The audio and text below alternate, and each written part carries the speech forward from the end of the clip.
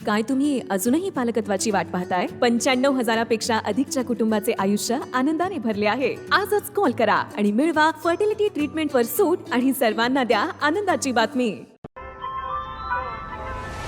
ताज्या बातम्यांसाठी नाशिक न्यूजच्या YouTube चॅनलला सबस्क्राईब करा आणि बेल आयकॉनला प्रेस करा.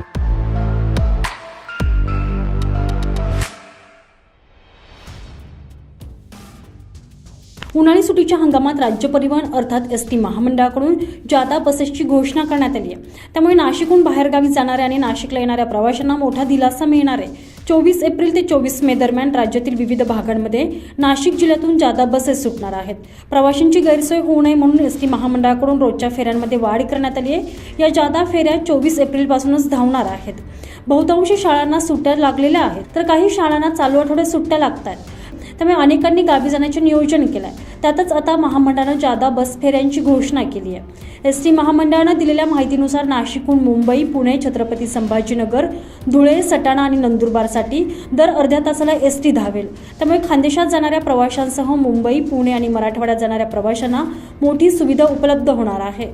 तसंच नाशिक कसारा मार्गावरील देखील अतिरिक्त फेऱ्या वाढवल्या जाणार आहेत. या माध्यमातून उत्पन्न वाढीसाठी देखील प्रयत्न केले जाणार असल्याचं महामंडळाकडून स्पष्ट करण्यात आलंय. संजय परमार, नाशिक न्यूज, नाशिक.